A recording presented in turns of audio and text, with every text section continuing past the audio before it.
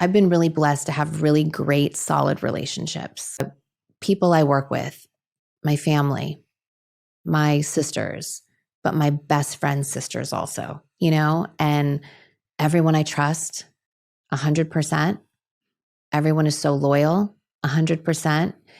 And I just feel so lucky to just love everyone around you, trust everyone around you. My friends know they can call me any hour. All of my friends would drop everything to help me in a situation, and to have that real support and love, I think is everything in life.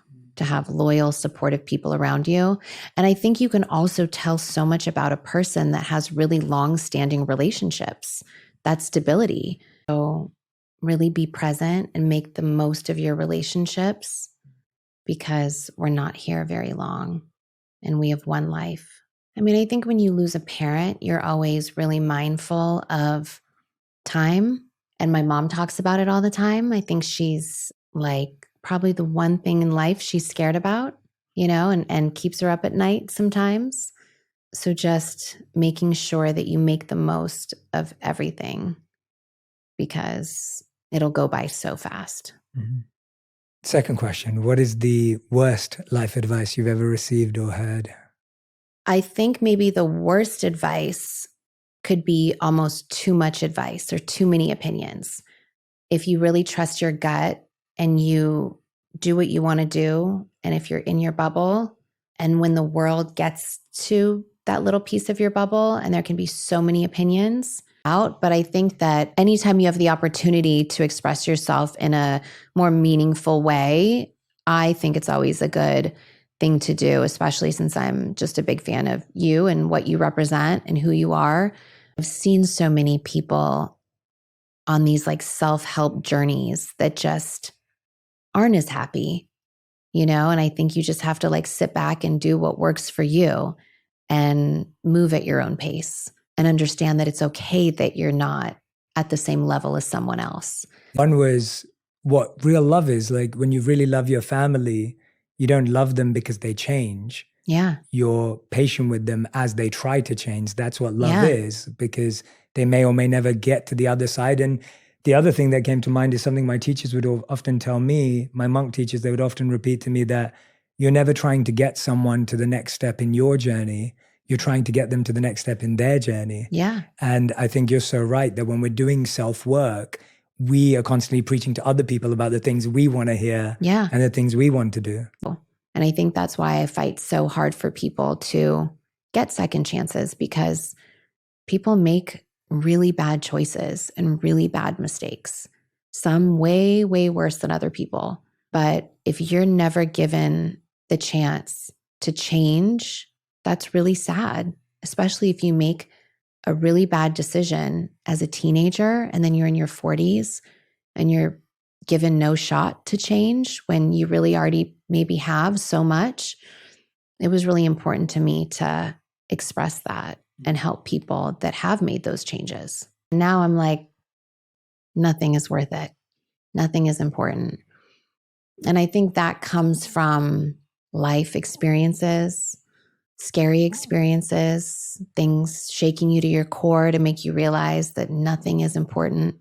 You can't, I know everyone says this, but like you can't take it with you. None of it is important. Yeah, there's a beautiful Islamic proverb that says, detachment doesn't mean that you own nothing. It means that nothing owns you.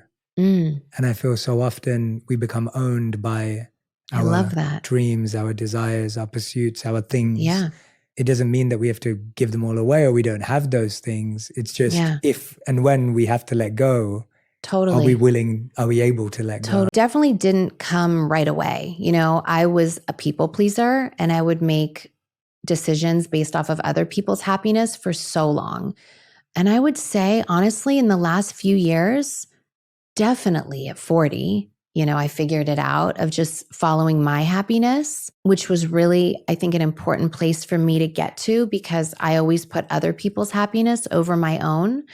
And it doesn't mean you disregard other people's feelings, and it doesn't mean you don't care and you don't love them. But it is a great place to be when you finally put yourself first. And I will say that took a long time.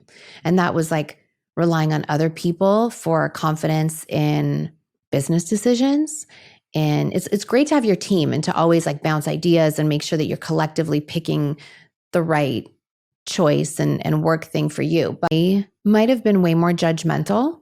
And I would think that someone that was behind bars, especially for a really lengthy or a serious crime, that they probably were absolutely guilty. And then when I started to hear about these cases and people's backstories and their histories and realized that so many people really didn't have the opportunities to be better and didn't know better, it really changed my whole life. And like my level of empathy is just so different than what it was years ago.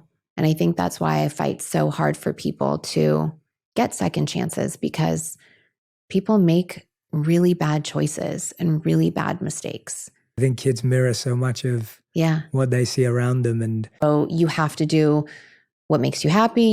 They just want your time. Yeah. It'll be okay. I know that they'll get it because I got it with my mom and I know they'll get it with me. And we'd sit down together while she was cooking and we'd just talk to each other. And it's almost like I never had a lot of time with my parents growing up, but I felt so much presence. What I find genuinely inspiring about you and the way you think and focus is that you want to be this incredible mom, but you also want to show the kids what a passionate, purpose-driven person looks like. Yeah. They will, because they'll see that. They saw me open up the results and pass, and I was crying. I say this all the time. It's so fun to see from the first year. I think it comes through. And I do believe that. And I hope that my kids want to make the time to be together when they grow up with their cousins and their aunts and just the whole family. I'm sure they will. Yeah, I think they will too. Yeah, I think you've managed to hold on to it in your entire generation. And so they see that. I think kids mirror so much of what they see around them. And I remember when I met my wife, her grandma is her favorite human on the planet. And it's really interesting how when someone you love, you know who their favorite human is. Yeah. You automatically start loving them. Yeah. And I wasn't really close to my grandparents, but I'm closer to Radhi's grandma than I am to my own grandparents, because that's so you cute. see your love for the person that you love. And so I think when your kids see the love that you have for your sisters and your cousins and your aunts and uncles and parents. If only all my kids can love their siblings, that would be amazing. They're in a fighting phase. Yeah. I have the same group of best friends. We went to preschool together. We talk every single day. My best friend is my best friend since the day I grew up, when I was born. The people I work with, my family, my sisters, but my best friend's sisters also, and everyone I trust 100%. Everyone is so loyal 100%. You can't come up to me and tell me something about one of my friends. If like someone were to say, oh, this person said this about you and they're in my circle, I would be like, absolutely not. Like I would trust that 100%. And I think that's so rare, or what I've seen is so rare. And I just feel so lucky to just love everyone around you, trust everyone around you. And they don't understand that I work or I have a school schedule too, or, stuff kids will never understand. So I think it's just those nights when you can't divide yourself and you have to just work with what we have and try to bribe two of them to get put to bed at the same time. And I just can't wait to have that with my kids. I can't wait till they're old enough to understand so much that I can never explain to them now, that they'll get one day and we can laugh about it. And I'm guessing a lot of their friends also have similar lives, but I'm sure they have some friends who don't have parents like yourselves. And so how do you help them reconcile, or what are the kind of things that you talk about with them, or what can they understand at this age? I am so open and honest with my kids. I think that's the only way to be. And it could be things that they might not understand. We're doing this for 15 minutes and they can't be patient and they're banging on the door and they don't understand that I work or I have a school schedule too, or, stuff kids will never understand. So I think it's just those nights when you can't divide yourself and you have to just work with what we have and try to bribe two of them to get put to bed at the same time. I personally can't wait for my kids to get a little bit older. Everyone like is so afraid of the teenage phase. And even the stuff I talk to my mom about now and how open I am about life and relationships and how close we are, even if we didn't get it as a kid, I can look at her now and say, I get it. But what does it actually take to hold on to someone you love and continue with all the noise and all the challenges and all the stress that comes with it? But then It's there's tough. those friends that you don't have to talk to every day. I mean, thank God for group chats where you can chime in and heart something really quick, you know? But like your real best friends will also support you. And it takes that mutual respect. Because what my friends are doing, if they have something that's important to them, it's just as important for me to show up for them as it is for them to show up for me. But if you can control what you put out and how you react to all of life's stresses and your response to all of that, and realizing that you could eliminate a lot of those stresses with making yourself happy first and choosing yourself, then you know you're on the right path. And once I did that, and once I chose to choose myself and be happy, so many opportunities just opened up.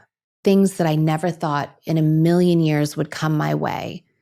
It seemed like clear as day that the universe was rewarding me for choosing myself and like elevating, like getting to the next level in the video game. Like I had to get here, and I was always like here, just in my growth process. And once I chose myself, it was like, oh my God, the universe is opening up for you and all these opportunities are coming my way. And those were the confirmations that I was heading in the right direction.